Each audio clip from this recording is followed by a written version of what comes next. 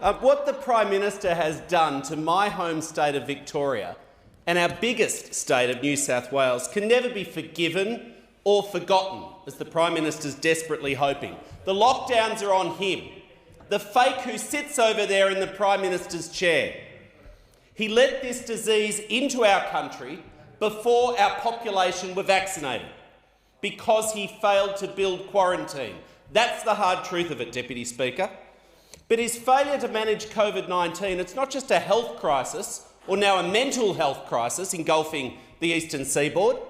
It's an economic disaster. Australia's economy is bleeding hundreds of millions of dollars every day, billions of dollars every week, and now tens of billions of dollars of extra debt added to the debt for the next generation to repay, paying economic support that we should not have to pay if this bloke had done his 2 jobs. The economy's now hostage, frankly. Families are being kept apart across the country, people are out of work, small businesses are failing from a lack of support because the Prime Minister failed to do his 2 jobs: build quarantine, get enough vaccines. Today we learnt the government's trumpeting we had economic growth at 0.7%, and they think that's a good result. Have a look at the United Kingdom, which is properly vaccinated. They have growth of 4%. We've got fewer jobs, lower pay, higher debt, and the risk of another recession now.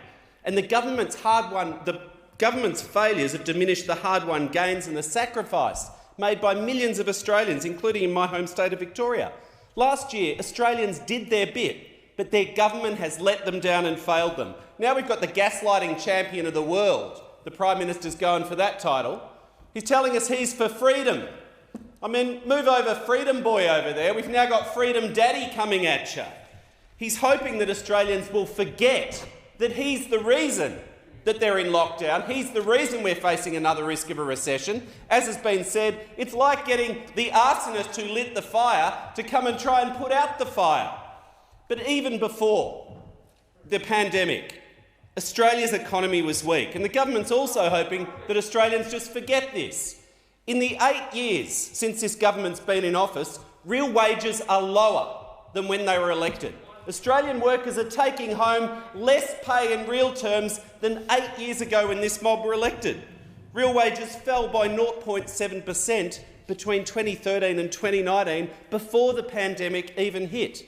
The Prime Minister can't blame COVID for this. This is the result of his failed economic management. Economic productivity has declined after 8 years of the Liberals. Household debt's up, housing affordability is stuffed. We've got the 3rd highest household debt in the world. A housing bubble, it seems, emerging. Inequality's worse. We've got $1 trillion of Liberal debt now with nothing much to show for it. They've spent $100 billion of new money in this budget, $100 billion last year of new money in the last budget, and yet their projections are real wages will continue to go backwards. Deputy Speaker, they are not managing the economy in the interests of small business or ordinary workers.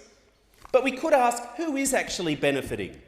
Well, the answer's pretty clear, Deputy Speaker. It's big, profitable companies. From the biggest rip-off in the history of Australian public administration, $13 billion of JobKeeper wasted, paid to firms whose revenues were rising.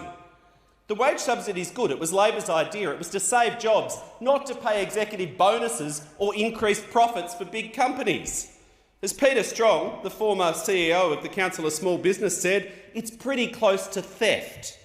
The government has turned the Australian Treasury into a giant ATM, where big business, they back up the truck, probably in the dead of night with the Treasurer there, shoveling the cash in the back of the truck, and off they drive. It's like a money laundering scam, because this is not money the government had in the bank. This is money that they're borrowing, billions every week, borrowing for the next generation to repay, while they're paying it to businesses now to increase their profits and pay executive bonuses. I mean, big business couldn't believe it, could they? They'd think they'd won the lottery. They'd think, who would be so stupid, so incompetent, as to pay us to increase our profits and not create jobs? The Morrison government. That's the answer, Deputy Speaker. As I said, it is the biggest single rip-off in the history of Australia. No wonder the government is desperate to keep the list of companies who got JobKeeper a secret. Citizens in every other country know who got the wage subsidies, but not Australia. I wonder how many of them donated to the Liberal Party, Deputy Speaker. That's a topic yet to be explored.